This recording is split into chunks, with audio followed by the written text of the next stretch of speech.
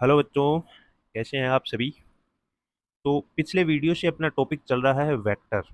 पिछले वीडियो में हमने वेक्टर की डेफिनेशन पढ़ी थी, वेक्टर के कुछ टाइप्स पढ़े थे और वेक्टर को किस प्रकार से डिनोट किया जाता है ये पढ़ा था। इस वीडियो में हम अपने इस टॉपिक को आगे बढ़ाते हैं और आज हम पढ़ेंगे addition of two vector and subtraction of two vector. दो सदिशों का योग और दो सदिशों का अंतर हम किस प्रकार से निकालते हैं ये हम पढ़ेंगे। योग और अंतर निकालने के लिए जो सबसे ज़रूरी कंपोनेंट है या जो सबसे ज़रूरी चीज़ है वो है कि हमें दो वेक्टर के बीच में एंगल पता होना चाहिए। तो सबसे पहले हम देखेंगे दो सदिशों के बीच में एंगल हम किस प्रकार से निकालते हैं, कौन सा एंगल है वो एक्चुअल में दोनों सदिशों के बीच का होता है। तो चलिए शुरू करते हैं। Angle between two vector. देखिए ये अपने पास में मान लीजिए दो सदिश हैं। ये है अपना ए वेक्टर, ठीक है, और ये है दूसरा सदिश बी वेक्टर। तो फर्स्ट है टेल और सेकंड है हेड। टेल यानी पूंछ और हेड यानी सिर। देखिए सबसे पहले हम इसे समझते हैं। ये वेक्टर ए है, ठीक है। इसका जो स्टार्टिंग पॉइंट है ना ये वाला, ये तो है इसकी टेल, पूंछ, ठीक है।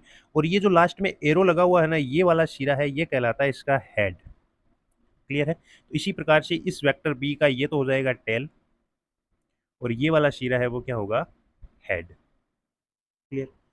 ओके। वेक्टर से संबंधित एक चीज और मैं आपको बता देता हूँ, तो शायद मैंने आपको पिछले वीडियो में बताई है, अगर नहीं बताई है तो आप यहाँ पे उस चीज़ को क्लियर कर लीजिए कि ये जैसे एक वेक्टर आपको दिखाया हुआ है ए वेक्टर, ठीक है। इसका आप ऐसे मान लीजिए ये है आपकी नॉर्थ डायरेक्शन और ये है साउथ डायरेक्शन, ठीक है। ये हो गई ईस्ट और ये हो गई वेस्ट। अब यहाँ पे देखिए इस ए वेक्टर की जो एरो का साइन है वो किधर है, वो आपके साउथ की तरफ। तो ये जो एरो है ना ये तो आपका बताता है डायरेक्शन, ठीक है, डायरेक्शन ऑफ वेक्टर।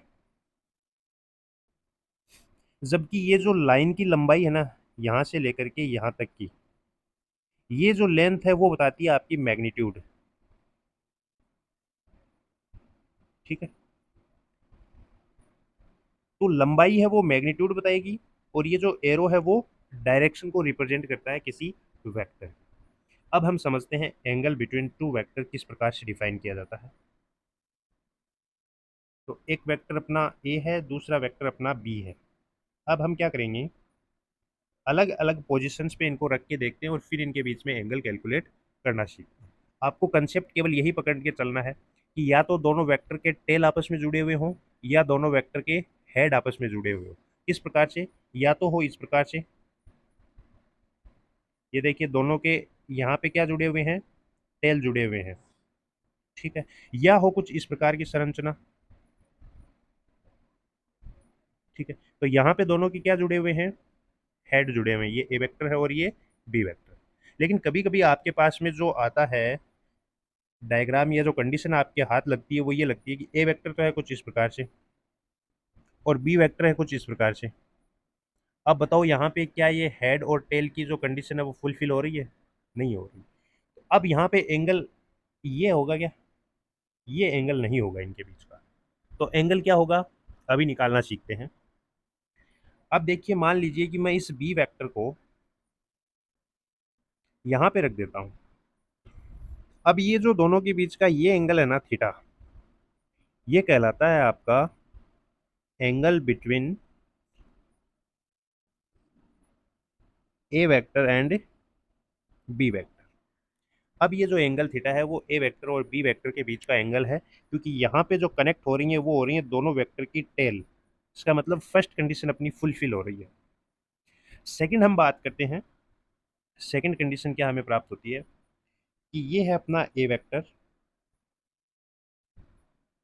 ठीक है सर, और ये है अपना बी वेक्टर। अब देखिए यहाँ पे दोनों की क्या कनेक्ट हो रहे हैं, हेड कनेक्ट हो रहे हैं। तो चाहे टेल या टेल कनेक्ट हो, चाहे हेड से हेड कनेक्ट हो, जो एंगल दोनों के बीच में बनेगा वो क्या होगा, angle between a and b होगा। तो यहाँ पे थीटा है वो क्या है, angle between vector a and vector b, ठीक है। अब देखो कुछ बच्चे सोच रहे हैं कि सर एंगल इधर से क्यों नहीं कैलकुलेट किया। अरे बेटा ये बी जो है वो यहाँ से चल करके यहाँ तक पहुँचा है, तो एंगल तो हम ये वाला कैलकुलेट करेंगे ना। इतना तो आप समझ रहे होंगे। चलिए बढ़िया है।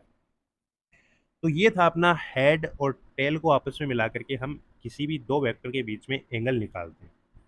अब थोड़ा सा कॉम्प्लिकेटेड आ जाता है अपने पास में। देखिए क्या आता है कि कोई भी दो वेक्टर हैं और वो हमें कुछ इस प्रकार से दे दिए गए हैं। ये है अपना ए वेक्टर और ये है बी वेक्टर। ये सेम कंडीशन अपने पास में जब हम एडिशन पढ़ेंगे तो ट्रायंगल लो और पैरेललोग्राम लो दोनों के अंदर यही कंडीशन आएगी। वहीं पे भी हम इसी कंसेप्ट से उनके बीच का एंगल कैलकुलेट करेंगे। क्लियर है? तो अब बताओ भाई किस प्रकार से हम कौन सा एंगल लेंगे। क्या ये बी वेक्टर है वो यहाँ से घूम करके यहाँ तक गया है, तो क्या ये जो एंगल थीटा है वो ए और बी के बीच का एंगल होगा? बिल्कुल नहीं होगा। तो अब एंगल कौन सा होगा? देखो हमें क्या चाहिए, या तो हम मिलाएं टेल से टेल या हम मिलाएं हेड से हेड। अब मिलाओ, यहाँ पर तो हेड है ए वेक्टर का और बी वेक्टर का है टेल। कॉम्बिनेशन फिट नहीं बैठ रहा है। अब कॉम्बिनेशन बिठाते हैं, या तो टेल से टेल मिलाते हैं या हेड से हेड मिलाते हैं। चलिए मिलाएं। देखो ये है अपना बी वेक्टर, आप इमेजिन कीजिएगा। ठीक है, इसको मैं ऐसा का ऐसा उठा करके यहाँ पे रख देता हूँ। ये लो जी। अब क्या आपको यहाँ पे दोनों की टेल मिली हुई दिखाई दे रही है? बिल्कुल। यहाँ पे जो है वो टेल से टेल मिल चुकी है ए वेक्टर और बी वेक्टर की। तो अब जो ये एंगल थीटा होगा ना, ये थीटा एंगल होगा ए और बी के बीच का एंगल। ठीक है, तो अब वापस इसको हम वहीं पर लेकर के चलते हैं और समझते हैं। ये था अपना बी वेक्टर, है ना? ये राजी बी वेक्टर। ये दोनों, ये वाली और ये वाली एक ही कंडीशन है, इसका मतलब ये पैरेलल है। इसका मतलब अब हमें यहाँ पर अगर एंगल निकालना होगा तो वो एंगल ये ना होकर के वो एंगल होगा कि हम इसे इमेजिनरी पार्ट मानते हैं, इसको आगे की तरफ बढ़ाते हैं, और ये जो एंगल होगा ना इनके बीच का, ये थीटा एंगल, ये होगा angle between vector a and vector b. एक तो ये हो गया कि हमने टेल से टेल मिला करके देख लिया। अब हम देखते हैं कि अगर इसको हेड से हेड मिलाएं तो हमें किस प्रकार से एंगल प्राप्त होता है। तो अब हम वेक्टर ए और वेक्टर बी के हेड को आपस में मिलाते हैं। देखिए किस प्रकार से। ये राजी अपना बी वेक्टर, इसको उठाया और यहाँ पे रख दिया और इसके हेड को हेड से मिला दिया। यहाँ पे आप देख रहे हैं कि दोनों के हेड कनेक्टेड हैं। इसका मतलब ये जो एंगल होगा थीटा, ये होगा ए एंड बी के बीच का एंगल। क्लियर है? ये कंसेप्ट बहुत काम आने वाला है आपके, खास तौर से न्यूमेरिकल में तो बहुत काम आएगा। क्लियर है? तो आई थिंक आपके ये जो एंगल निकालना है दो वेक्टर के बीच में, ये जो कंसेप्ट है वो क्लियर हुआ है कि आपको सिर्फ दो कंडीशन फॉलो करनी है, टेल से टेल मिलानी है या फिर हेड से हेड मिलानी है, और फिर जो एंगल आता है वही अपना एंगल होगा वेक्टर ए और वेक्टर बी के बीच का। अब चलते हैं अपने मेन पार्ट, जो कि है एडिशन ऑफ टू वेक्टर, जिसमें हम दो लॉ पढ़ेंगे। अभी हम क्या पढ़ेंगे? Addition of two vector. एडिशन में दो लॉ लेते हैं हम। एक होता है अपना ट्रायंगल लॉ और दूसरा होता है parallelogram law.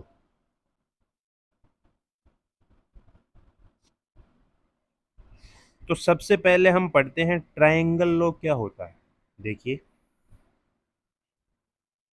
Addition of vector का फर्स्ट लॉ है ट्रायंगल लॉ।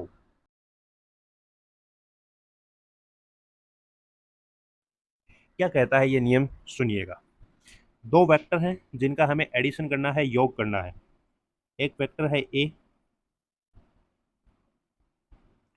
और ये है अपना दूसरा वेक्टर बी।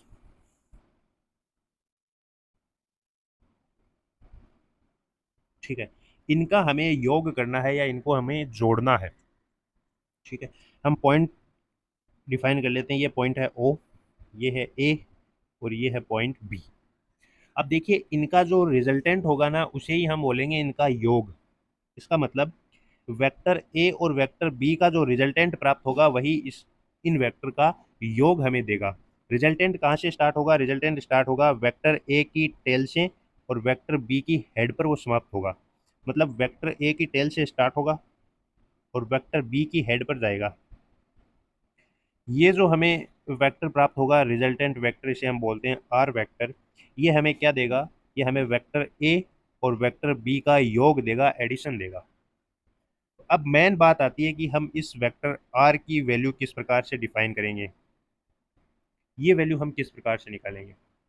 तो देखो, अगर आपको यहाँ पर ये जो ट्रायंगल है वो अगर समकोण त्रिभुज दिखाई देता तो आप डायरेक्ट पाइथागोरस प्रमेय लगाते और ए वेक्टर प्लस बी वेक्टर की वैल्यू या आर वेक्टर की वैल्यू आप निकाल लेते। लेकिन बेटा यहाँ पे ऐसा कुछ नहीं बना, है ना। अब हमें एक इमेजिनरी समकोण त्रिभुज बनाना होगा और उसकी सहायता से हम वैल्यू डिफाइन करेंगे अपने आर वेक्टर की। देखिए किस प्रकार से हम क्या करते हैं कि हम ए वेक्टर को कुछ आगे बढ़ाते हैं। ये सारा काम इमेजिनरी है। अब आप क्या मुझे ये बता सकते हैं कि वेक्टर ए और बीच के बी, वेक्टर ए और वेक्टर बी के बीच का एंगल कौन सा है? ये वाला है या ये वाला है? अरे ये वाला तो हो ही नहीं सकता। क्यों नहीं हो सकता? क्योंकि यहाँ पे कंडीशन देखिए क्या है, यहाँ पे एक की टेल है और दूसरे की हेड है। इसका मतलब कंडीशन फुलफिल नहीं हो रही, ये वाला एंगल तो नहीं होगा। तो एंगल होगा इसके अपोजिट, ये वाला। ठीक है, तो ए वेक्टर और बी वेक्टर के बीच का एंगल है थीटा। अब हम नेक्स्ट क्या करते हैं? नेक्स्ट हम करते हैं कि बी के हेड से ये जो इमेजिनरी ए हमने आगे बढ़ाया है उसके ऊपर हम एक लंब डालते हैं। ठीक है, जो मान लीजिए पॉइंट पी पर इस ए इमेजिनरी को काट रहा है। तो यहाँ पे हमने पॉइंट ले लिया पी। अब देखिएगा आप, यहाँ पे मज़ा आने वाला, आपको कंपोनेंट लेने पड़ेंगे। ये है बी वेक्टर, ये एंगल बना रहा है थीटा। तो जिस लाइन के साथ एंगल बनाता है उस लाइन के अकॉर्डिंग तो उसकी वैल्यू क्या आती है? कोस में। और इस लाइन के साथ एंगल बना रहा है, इसके जो बिल्कुल परपेंडिकुलर होगी वहां पे कौन सा घटक आता है? साइन का। किसका आता है? जो एंगल बनाता है वो कौन बना रहा है? बी। एंगल कितना है? थीटा। तो बी साइन थीटा तो ये हो जाएगा और बी कोस थीटा ये वाला हो जाएगा। अगर किसी प्रकार का कोई कंफ्यूजन है तो आप बता सकते हैं, मैं बिल्कुल और भी क्लियर तरीके से आपको बता सकता हूँ। देखिए यहाँ पे समझते हैं कि ये अपने पास में कोई भी एक, ये वाई एक्सिस है और ये एक्स एक्सिस, आप डायरेक्ट ऐसे समझते हैं। ये कोई लाइन है जो एक्स एक्सिस के साथ एंगल बनाती है थीटा। प्रोजेक्टाइल मोशन में भी यही काम आता है, सब जगह यही काम आता है। तो ये इस लाइन, ये वाली लाइन जिस लाइन के साथ एंगल बनाती है उधर आता है कोस थीटा, और इस लाइन के परपेंडिकुलर जो लाइन होती है वहां पे आता है साइन थीटा। क्लियर है? यही मैंने लिया है। ये बी वेक्टर है, वो इस लाइन के साथ एंगल बना रहा है तो आ गया कोस थीटा। यही बी वेक्टर जिस लाइन के साथ कोण बना रहा है उसके परपेंडिकुलर है, वो ये वाली लाइन है, तो यहाँ पे क्या है? ये साइन थीटा। क्लियर? अब हमें क्या चाहिए? अब हम पाइथागोरस प्रमेय लगा सकते हैं। कौन से ट्राइंगल पर? तो हमारा ट्राइंगल होगा ओ पी बी।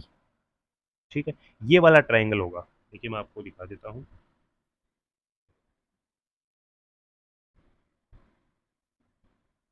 इस ट्राइंगल पे हम अपनी लगाएंगे पाइथागोरस प्रमेय। तो देखो, ट्राइंगल ओ पी बी से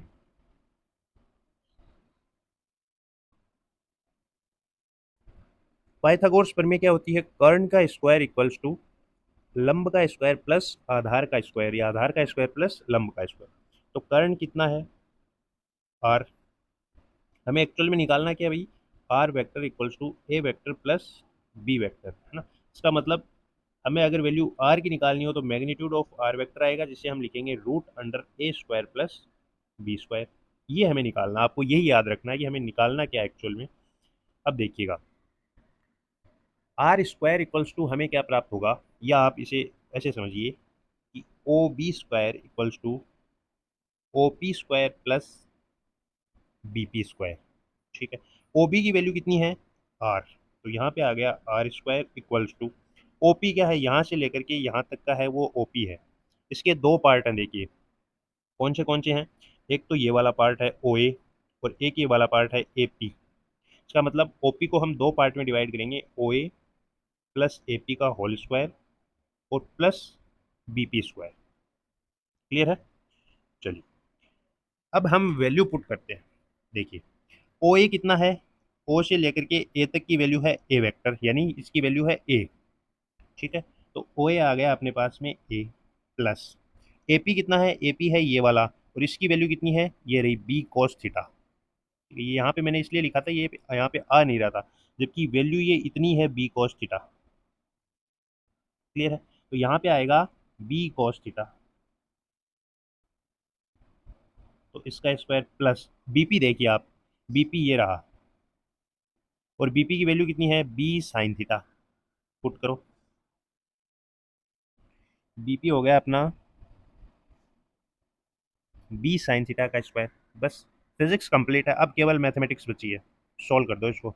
are square equals to A square plus B square cos square theta plus two A B cos theta plus B square sine square theta. Clear है? तो यहाँ पे अपने पास में प्राप्त हुआ r square equals to A square plus, देखिए इसमें से और इसमें से हम बी स्क्वायर कॉमन लेंगे तो ये हो गया बी स्क्वायर, अंदर बचा cos square theta plus sine square theta, और ये बच गया अपना पास में two A B cos theta.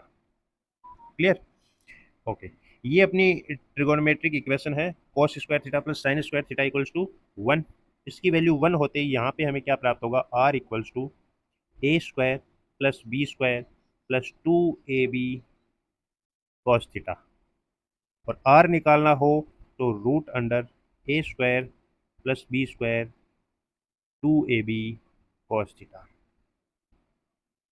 Clear है? तो ये हमें वैल्यू देता है रिजल्टेंट आर वेक्टर की, जो कि वैल्यू है अपने पास में ए वेक्टर प्लस बी वेक्टर की। आपको कोई भी दो वेक्टर दे, उसका एडिशन पूछे, तो आप डायरेक्ट इस वाले फॉर्मूले का यूज करेंगे। ठीक है? अब दूसरी जो बात आती है वो यही आती है कि अगर एंगल इनके बीच का डिफरेंट हो तो हमें क्या वैल्यू प्राप्त होती है, वो भी डिस्कशन कर लेते हैं। देखिए, अपने पास में फॉर्मूला हमें दो वेक्टर है, मैं फिर से डायग्राम बना करके समझा रहा हूँ। ये दो वेक्टर है, ए वेक्टर बी वेक्टर, इनके रिजल्टेंट जो प्राप्त हुआ वो था अपना आर वेक्टर, जो क्या था, A vector plus B vector. Clear? इसका एडिशन हमें क्या प्राप्त हुआ, R equals to root under A square plus B square plus two A B cos theta. अब देखो बेटा, ये एंगल था ये वाला थीटा, अगर यही थीटा 90 डिग्री हो जाए, 90 डिग्री होगा तो किस प्रकार का हमें वेक्टर प्राप्त होगा, ये कुछ इस प्रकार से वेक्टर होंगे, जहाँ पे बी वेक्टर है वो बिल्कुल परपेंडिकुलर होगा ए वेक्टर पे। अब ये एंगल है वो यहाँ पे देखिए 90 डिग्री ये है, तो इधर भी कितना होगा भाई, 90 डिग्री। अब हमारे पास में थीटा की वैल्यू 90 डिग्री है, यहाँ पे हम रखेंगे 90 डिग्री, और कोस 90 डिग्री कितना होता है, जीरो। इसका मतलब ये वाली टर्म तो पूरी कितनी हो जाएगी, जीरो। अंदर क्या बचेगा, r equals to root under A square plus B square. Clear? Next, अगर अपने पास में ये वाला जो थीटा है वो जीरो प्राप्त हो, जैसे जीरो प्राप्त होने के लिए क्या होगा, ये है ए वेक्टर और यहाँ से स्टार्ट हो बी वेक्टर। अब ये जो एंगल है वो कितना है, थीटा इक्वल्स टू 0 डिग्री। देखिए इसको आप, मैंने इसको इसलिए समझाया कि अब आप बोलेंगे सर यहाँ पे तो हेड और टेल है, तो यहाँ पे एंगल कैसे डिफाइन करते हैं। ये मैंने आपको जानकारी के लिए केवल इतना बताया है कि ये कंडीशन कुछ इस प्रकार से है कि ये वेक्टर या तो होंगे बिल्कुल इस प्रकार से, या होंगे एक दूसरे के ऊपर अपोज। मतलब बी वेक्टर कहाँ पे होगा, बी वेक्टर होगा ये वाला, एक्चुअल पोजीशन इसकी यही है, ये है बी वेक्टर। अब आप मुझे ये बताइए कि यहाँ पे जो थीटा है वो कितना है भाई, 0 डिग्री। अब देखिए फॉर्मूला क्या था, A square plus B square plus two A B cos theta का रूट, यही था।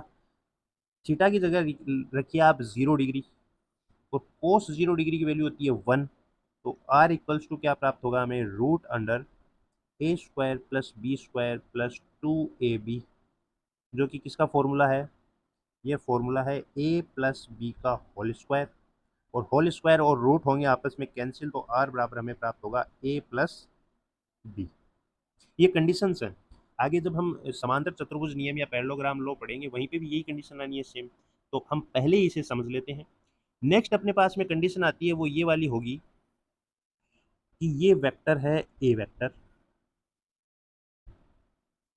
ठीक है, दूसरा वेक्टर है अपना ये वाला बी वेक्टर, दोनों है रेखीय ही, लेकिन अब दोनों अपोजिट हैं, तो अब बेटा यहाँ पे जो एंगल बन रहा है इन दोनों के बीच में वो कितना है, 180 डिग्री।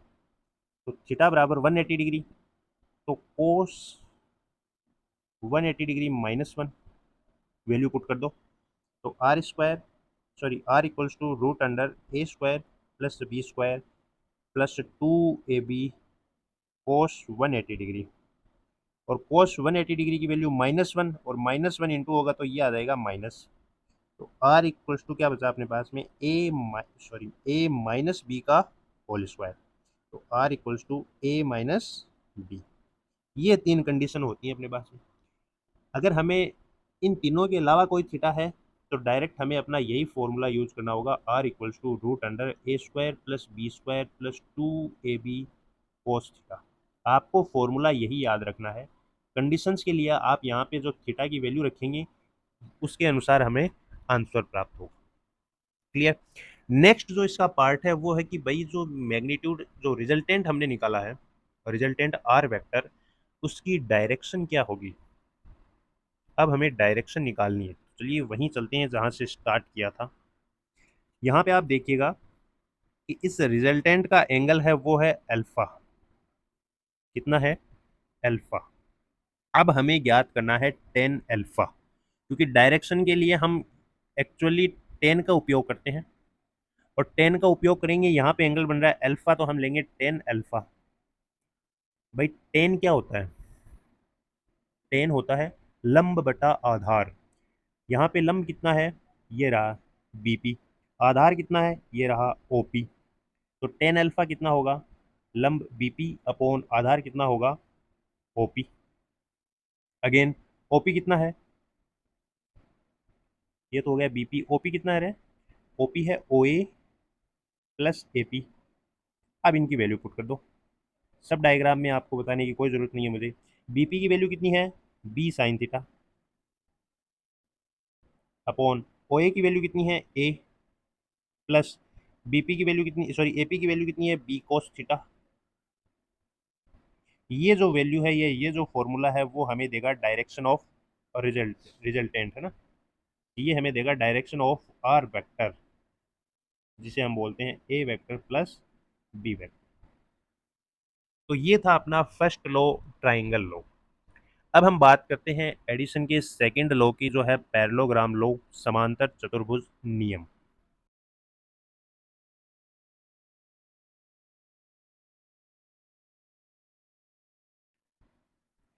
पैरेललोग्राम लॉ क्या कहता है कि अगर आपके पास में दो वेक्टर हैं, वो इस प्रकार से हों कि उनकी टेल से टेल जुड़ी हुई हो।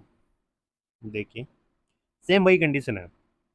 अरे भाई ट्राइंगल में हमने पढ़ा था कि ये यहाँ से जुड़े हुए हैं। तो अब आपको क्या करना है, इस बी वेक्टर को यहाँ से उठाना और यहाँ पे रख देना, ये वाली कंडीशन बन जाएगी। अब ये रहा अपना बी वेक्टर। अब हमें इनका रिजल्टेंट निकालना है। तो रिजल्टेंट हमेशा इसकी टेल से स्टार्ट होगा, और ये होगा अपना रिजल्टेंट। ठीक है। अब आप क्या करना है, आपको ये है अपना ए वेक्टर, ठीक है।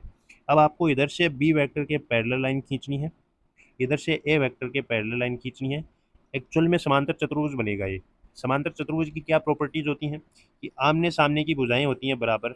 ये बी वेक्टर है तो ये भी बी वेक्टर, ये ए वेक्टर है तो ये भी कितना होगा, ए वेक्टर। यहाँ पे ए वेक्टर का मतलब है इस लाइन का मैग्नीट्यूड है वो ए है, और ये जो वेक्टर है वो इसकी डायरेक्शन बता रहा है कि इधर इसकी है डायरेक्शन। क्लियर है। ये है अपना पैरेललोग्राम लो। तो चलिए डायग्राम सुंदर सा बनाते हैं। ये है रिजल्टेंट इन दोनों का, जो वैल्यू प्रोवाइड करेगा हमें ए वेक्टर प्लस बी वेक्टर की, यानी दोनों वेक्टर का योग देगा। वैल्यू इसकी कितनी है, बी वेक्टर, और इसकी भी कितनी है, ए वेक्टर। लगाओ, ट्राइंगल लो लगा दो आप। कहाँ पे लगाएंगे मैं बताता हूँ। हम क्या करेंगे, इमेजिनरी पार्ट मानेंगे यहाँ से, वापस इस ए को हम बढ़ाएंगे आगे, इस पे यहाँ से डाल देंगे हम एक लंब। ठीक है। अब देखिए इस ए वेक्टर और इस बी वेक्टर के बीच का एंगल बन रहा है ये वाला, ये एंगल है थीटा। ठीक है। ये एंगल थीटा है, तो ये जो वैल्यू होगी वो कितनी होगी, बी कॉस थीटा। अरे अभी यही तो पढ़ के आए हैं हम। और ये वाली वैल्यू है वो कितनी होगी, बी साइन थीटा। क्लियर। सुविधा के लिए इनको नाम दे दो आप। जैसे ये है अपना ओ, ये है ए, ये है बी, और ये मान लीजिए अपना पॉइंट सी, और यहाँ पे ये जो लंब डाल रहे हैं वो है पॉइंट डी। क्लियर है? चलो बहुत अच्छी बात है। अब देखो, इस ट्रायंगल से देखिए, आप कौन से देखिए, ये वाला जो ट्रायंगल दिख रहा है ना, ओ, फिर पी, फिर सी, ये वाला जो ट्रायंगल है, अब दिखा, बिल्कुल इस वाले ट्रायंगल से हम निकालते हैं। तो ट्रायंगल ओ पी सी से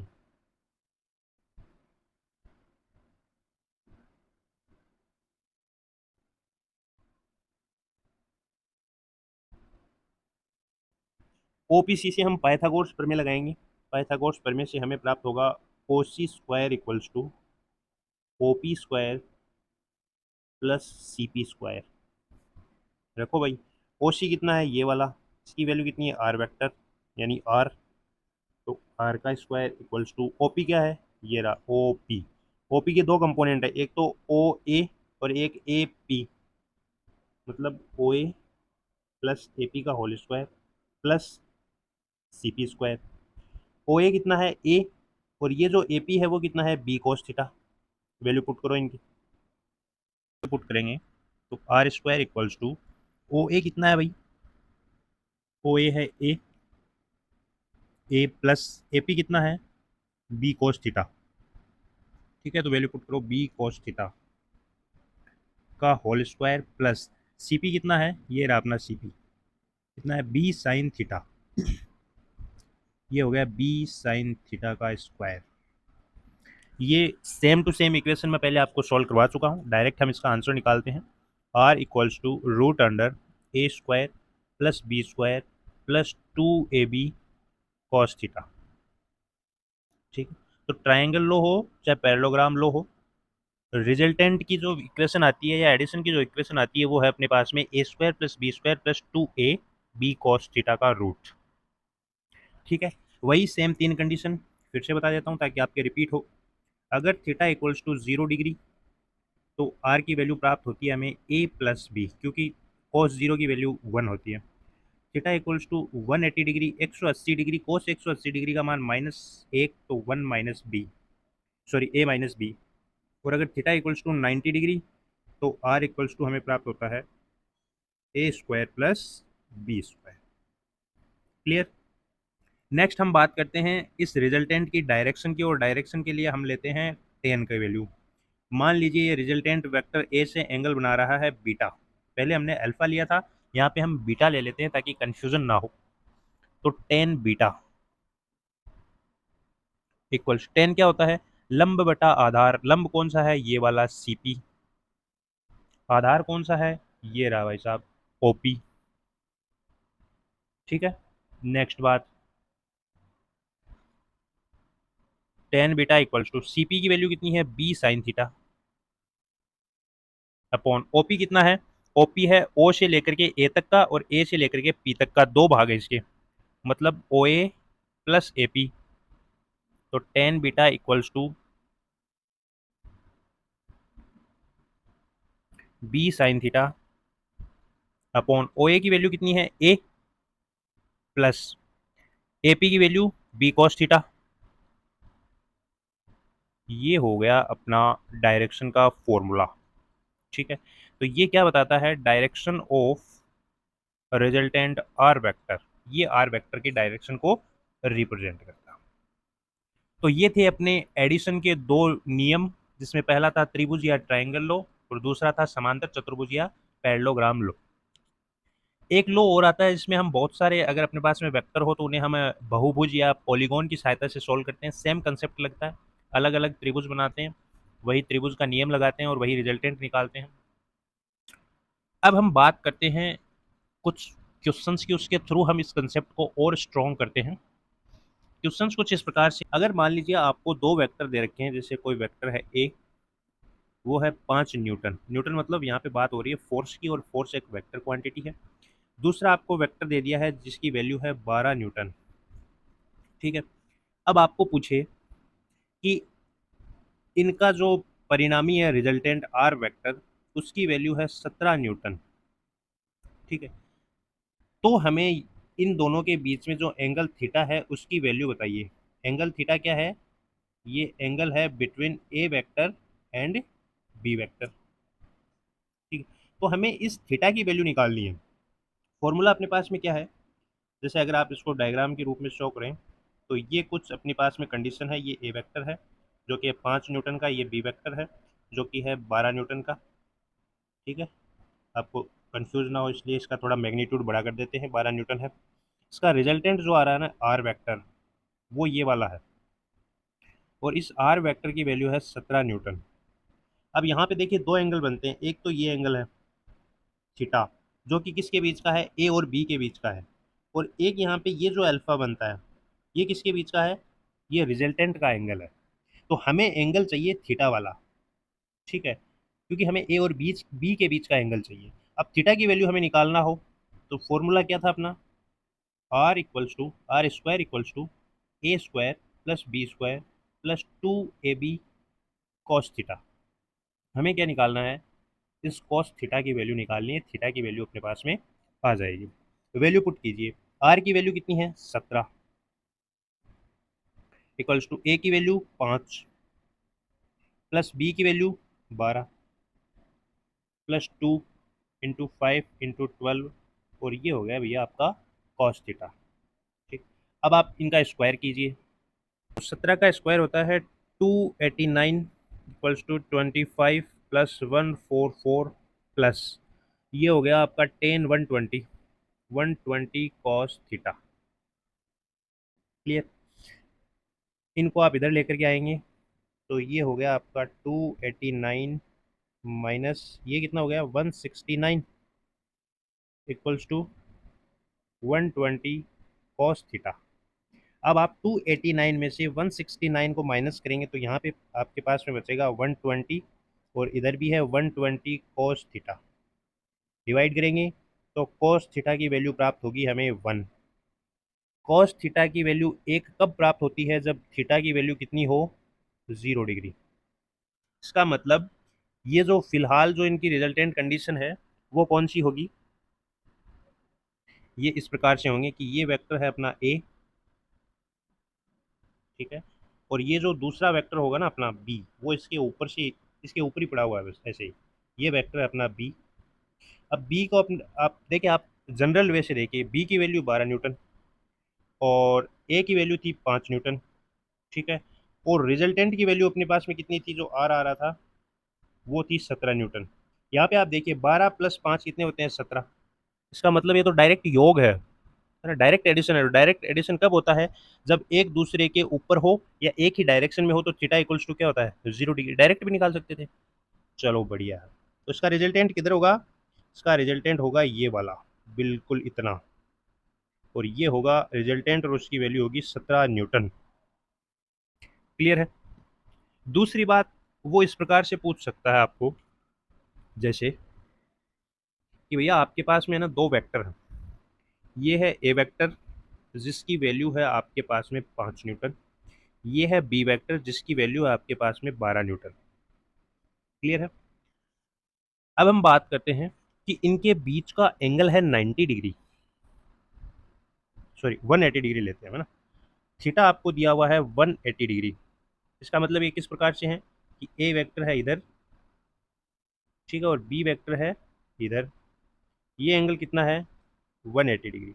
ए दिया हुआ आपका 5 न्यूटन, बी दिया हुआ आपका 12 न्यूटन। तो आप डायरेक्ट निकाल सकते हैं इनका रिजल्टेंट कितना आएगा। आप वैसे निकालेंगे तो 12 - 5 equals to 7 newton. Common sense से हो गया। लेकिन फॉर्मूले से निकालेंगे तो are square equals to A square plus B square plus 2ab cos theta. R की वैल्यू निकालनी है तो are square equals to A की वैल्यू कितनी है? 5, तो 5 का स्क्वायर 25 प्लस बी की वैल्यू है 12 और 12 का square 144 plus 2 × 5 × 12 cos 180 degree. Cos 180 की वैल्यू -1, तो ये क्या बनेगा? आर स्क्वायर इक्वल्स टू 25 और 144 169 माइनस, है ना, 120। तो आर स्क्वायर इक्वल्स टू 120 गया तो ये कितना बचा? 49। तो आर इक्वल्स टू 7 न्यूटन आ गया। यही हमने यहाँ पे निकाला था। अभी जो मैंने आपको बताया था कि 12 माइनस 5 करो, आपका 7 न्यूटन डायरेक्ट आंसर आ रहा है। तो इस प्रकार से आपको किसी भी प्रकार से पूछ सकता है, आपको रिजल्टेंट दे दे, आपको एंगल पूछ ले, आपको एंगल दे दे, आपको रिजल्टेंट पूछ ले। ठीक है, आपको रिजल्टेंट दे, एंगल दे, एक वेक्टर दे, उसके बदले में आपसे दूसरा वेक्टर पूछ ले।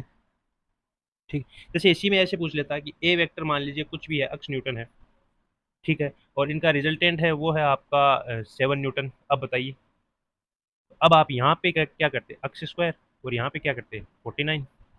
ठीक है, इन सबको आप जब जोड़ बाकी गुणा भाग करते हैं तो यहाँ पे आता है अक्स स्क्वायर इक्वल्स टू 25 और अक्स इक्वल्स टू 5 न्यूटन, जो कि किसकी वैल्यू होती, ए वेक्टर की वैल्यू। तो ये एक बेसिक कंसेप्ट होता है। नेक्स्ट पैटर्न की हम बात करते हैं कि आपको डायरेक्शन की फॉर्म में दे, अर्थात आई कैप और जे कैप की फॉर्म में दे। जैसे अपने पास में एक एग्जांपल है, एक वेक्टर है A vector equals to 4 I cap minus 3 J cap, और सेकंड वेक्टर है B vector equals to 6 I cap plus 8 J cap. ठीक है, यहाँ पे आपको पूछा गया है कि A vector plus B vector का परिमाण और दिशा बताइए। हमें क्या चाहिए, इसका मैग्नीट्यूड एंड डायरेक्शन हमें निकालनी है, किसकी, ए वेक्टर प्लस बी वेक्टर की, अर्थात एडिशन की मैग्नीट्यूड और डायरेक्शन निकालनी है। चलिए देखते हैं। सबसे पहले हम करते हैं ए वेक्टर प्लस बी वेक्टर की कैलकुलेशन। क्या आएगा, 4 I cap minus 3 J cap plus 6 I cap plus 8 J cap. ये हो गया। अब आई वालों को जोड़ो, जे वालों को जोड़ो, तो आई के हैं 4 और 6, तो ये हो गया 10 आई कैप। जे के हैं -3 और +8, तो ये कितना बच गया, प्लस का 5 जे कैप। ये आपका आ गया ए वेक्टर प्लस बी वेक्टर की वैल्यू। ए वेक्टर और बी वेक्टर का अगर आपको निकालना हो मैग्नीट्यूड, ठीक है, मैग्नीट्यूड होता है ए प्लस बी, वो क्या होगा, रूट अंडर ए स्क्वायर प्लस बी स्क्वायर, है ना, या ए प्लस बी का होल स्क्वायर, जो भी हो। तो यहाँ पे अपने पास में क्या आएगा, यहाँ पे आएगा 10 का स्क्वायर प्लस 5 का स्क्वायर। ओके, ये हो गया आपका 100 प्लस 25, ये बन गया आपका रूट अंडर 125। और 25 का रूट कितना होता है भैया, 25 का कितना होता है, 25 × 5, है ना, 25 × 5, 25 का 5 और √5। तो ये आपके पास में ए प्लस बी का मैग्नीट्यूड आ गया। अब आपको चाहिए इसकी डायरेक्शन। तो देखो डायरेक्शन कैसे निकालते हैं, नेक्स्ट पेज पे देखते हैं हम। हमारे पास में ए वेक्टर प्लस बी वेक्टर की वैल्यू कितनी आई थी, 10 आई कैप प्लस 5 जे कैप। क्लियर, इसका मतलब जे कैप वाला तो है वाई और आई कैप वाला है अक्स। और आपको टेन थीटा पता होता है, क्या होता है, वाई अपॉन अक्स। टेन थीटा क्या होता है, लंब अपॉन आधार। लंब क्या होता है, वाई। जैसे भैया आपके पास में ये अक्स है, ये वाई है, तो यहाँ पे जो लंब है वो क्या है, वाई, और ये क्या है, अक्स। यहाँ पे आपको किसी का भी थीटा निकालना हो तो आप क्या करेंगे, theta equals to Y upon X. कब, जब आपको टेन थीटा निकालना हो, तो tan theta equals to Y upon X. Y की वैल्यू कितनी है रे, 5, और अक्स की 10। तो टेन थीटा बराबर 1/2, तो थीटा बराबर टेन इनवर्स 1/2। ये हो गई ए प्लस बी की direction, direction of A vector plus B vector. Clear, तो इस प्रकार के आपको क्वेश्चंस पूछे जाते हैं एडिशन से रिलेटेड। एक दो क्वेश्चन और देखते हैं हम। एक आपको ऐसे पूछ ले कि अपने पास में दो वेक्टर हैं, एक की वैल्यू है 12 न्यूटन और दूसरे की वैल्यू है 8 न्यूटन।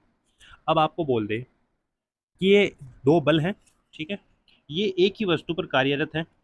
हमें यह निकालना है कि उस वस्तु पर लगने वाला परिणामी बल का मैक्सिमम मान कितना होगा। जो आर रिजल्टेंट लगेगा उसकी हमें मैक्सिमम वैल्यू निकालनी है।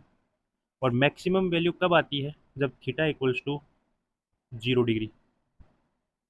अरे भाई, एक फोर्स लग रहा है इधर किसी भी वस्तु पर, अब दूसरा फोर्स लगाना है और हमें दोनों का रिजल्टेंट मैक्सिमम चाहिए। इसका मतलब दोनों भी, दूसरा जो फोर्स लगेगा वो भी इसी के साथ में लगेगा ऐसे ही, तभी तो वैल्यू मैक्सिमम आएगी। और फॉर्मूले से भी हमने देखा है आर मैक्सिमम कितना प्राप्त होता है, R equals to A plus B. कब, जब theta equals to 0 degree. Clear. इसका मतलब थीटा है वो 0 डिग्री है, और 0 डिग्री के लिए क्या आया, ए प्लस बी। इसका मतलब आर इक्वल्स टू ए कितना है 12 और बी कितना है 8, तो कितना हो गया 20 न्यूटन। तो ये उस वस्तु पर मैक्सिमम फोर्स की वैल्यू होगी, इससे ज़्यादा फोर्स इस इन दो के कारण नहीं लग सकता। ठीक है, ये दोनों मिलकर मैक्सिमम फोर्स जो जनरेट कर सकते हैं वो है 20 न्यूटन का। कब, जब थीटा इक्वल्स टू 0 डिग्री पर दोनों उस बॉडी पे एक्ट कर रहे हो। अब देखिए एक क्वेश्चन और है, ये है आपका एक्स एक्सिस, ये है वाई एक्सिस, टेढ़ा हो गया सीधा बना, ये है वाई एक्सिस। अब यहाँ पे आपको देखिए क्या दिया हुआ है, एक तो दिया हुआ है बिल्कुल ये स्ट्रेट लाइन है, ठीक है, आपको इसे स्ट्रेट नहीं मानना है, आपको ये मानना है कि ये जो सेंटर ओ से जब गुजरती है, यहाँ से ये दो वेक्टर क्रिएट कर रही है। एक है इधर 2 न्यूटन का, इधर है 4 न्यूटन का, ठीक है, और एक लग रहा है इधर 1 न्यूटन का, 1 न्यूटन का फोर्स लग रहा है। ये तीन फोर्सेस दिए हुए हैं। सेकंड बात, हमें एंगल दिए हुए हैं, एंगल दिया हुआ है ये वाला जो 1 न्यूटन है वो एक्सिस से बना रहा है 60 डिग्री, और वाई एक्सिस से 4 न्यूटन बना रहा है 30 डिग्री। क्लियर, ये एक्सिस है, ये वाई एक्सिस है। अब हमें क्या पूछा है कि ये तीन बल कार्यरत हैं, वाई दिशा में परिणामी बल होने के लिए निम्नतम अतिरिक्त आवश्यक बल की वैल्यू ज्ञात कीजिए। हमें चाहिए कि जो रिजल्टेंट प्राप्त होना हमें आर, किसका, इस एफ का रिजल्टेंट जो प्राप्त हो उसकी डायरेक्शन होनी चाहिए वाई एक्सिस, और वाई एक्सिस के होने के लिए कंडीशन क्या होगी कि समेशन ऑफ एफ एक्स होना चाहिए 0। ठीक है, हम क्या करेंगे, 2 न्यूटन, 1 न्यूटन और 4 न्यूटन, इन तीनों के घटकों का योग करेंगे, और अगर उस योग में एफ एक्स की वैल्यू 0 प्राप्त हो, यानी अक्स की तरफ इन तीनों में से किसी का भी कोई झुकाव नहीं हो, तो हमें एफ एक्स की वैल्यू प्राप्त होती है 0। इस कंडीशन में जो डायरेक्शन होगी वो किधर होगी, वाई की तरफ, क्योंकि वाई की तरफ अक्स की वैल्यू क्या होती है 0, वाई एक्सिस पे अक्स की वैल्यू 0। इसका मतलब हमें निकालना है कि summation of F X equals to 0 प्राप्त हो। कैसे प्राप्त होगा, ट्राई करते हैं। अभी देखिए ये एंगल है 30 डिग्री, है ना, 4 न्यूटन का, तो ये वाला भी कितना होगा 30 डिग्री, तो ये वाला कितना होगा 60 डिग्री। अरे क्लियर है, ओके इसको आप छोड़िए, ये हो गया 30 डिग्री, ये है 60 डिग्री, और ये कितना है, ये है 30 डिग्री, ये अपने को दिया हुआ। अब हम इनके घटक निकालते हैं। सबसे पहले हम निकालते हैं 1 न्यूटन का, तो 1 न्यूटन का अक्स एक्सिस की तरफ कितना आएगा, ये आएगा 1 cos 60 डिग्री। इस 4 न्यूटन का अक्स एक्सिस की तरफ आएगा 4, ठीक है, अगर इधर लेते तो आता कोस, और इधर क्या आएगा साइन, तो 4 sin 30 डिग्री, ठीक है। इसका इधर लेते हैं तो आता है कोस, और इसके अपोजिट लेंगे तो इधर क्या आएगा साइन, कितना आएगा 2 sin 30 डिग्री, ठीक है। वैल्यू पुट करो समेशन ऑफ एफ एक्स में, तो समेशन ऑफ एफ एक्स में हम वैल्यू पुट करेंगे, ये रहा अपना समेशन ऑफ एफ एक्स, है ना, जिसे हम बोलते हैं एफ वेक्टर बोल देते हैं। पुट करो भाई, पुट करेंगे तो आएगा 1 cos 60 डिग्री प्लस, ये दोनों ही देखिए, ये वाला भी इस डायरेक्शन में है, ये वाला भी इस डायरेक्शन में, मतलब प्लस अक्स एक्सिस की तरफ है, दोनों जुड़ेंगे। दूसरा आएगा 2 sin 30 डिग्री, ये वाला देखिए माइनस अक्स एक्सिस की तरफ है, इसका मतलब यहाँ पे साइन आएगा -4 sin 30 डिग्री।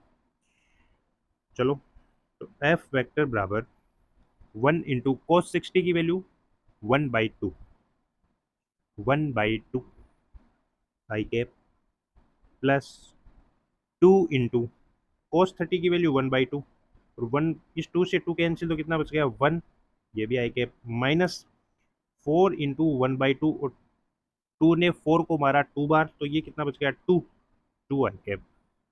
इसका मतलब यहाँ से जो एफ वेक्टर हमें प्राप्त होगा वो कितना प्राप्त होगा, ये माइनस का 2 है, ये गया तो ये कितना बच गया माइनस का 1, और 1/2 आई कैप माइनस का 1 आई कैप, और 1/2 गया 1 में से, तो कितना बच गया माइनस का 1/2 आई कैप, जिसे हम बोल सकते हैं -0.5 आई कैप। इसका मतलब एक जो फोर्स है वो होना चाहिए आपका इस डायरेक्शन में, इधर माइनस एक्स एक्सिस की तरफ होना चाहिए, और इसकी वैल्यू होनी चाहिए 0.5 न्यूटन। अगर ये और फोर्स लगाएंगे ना, तो जो हमारा रिजल्टेंट निकल करके आएगा वो आएगा इस वाई डायरेक्शन में, इधर निकल के आएगा। कब? जब हम इस माइनस एक्स एक्सिस की तरफ 0.5 न्यूटन का एक फोर्स अतिरिक्त और लगाएं। और इसी अतिरिक्त फोर्स की वैल्यू हमें निकालनी थी कि वह अतिरिक्त फोर्स बताइए जो लगाने पर जो रिजल्टेंट की डायरेक्शन है वो हमें वाई एक्सिस की तरफ प्राप्त हो। तो ये था अपना एडिशन ऑफ टू वेक्टर का लेक्चर। फिलहाल इस वीडियो में इतना ही। नेक्स्ट वीडियो में हम सब्ट्रैक्शन की बात करेंगे। Thanks for watching.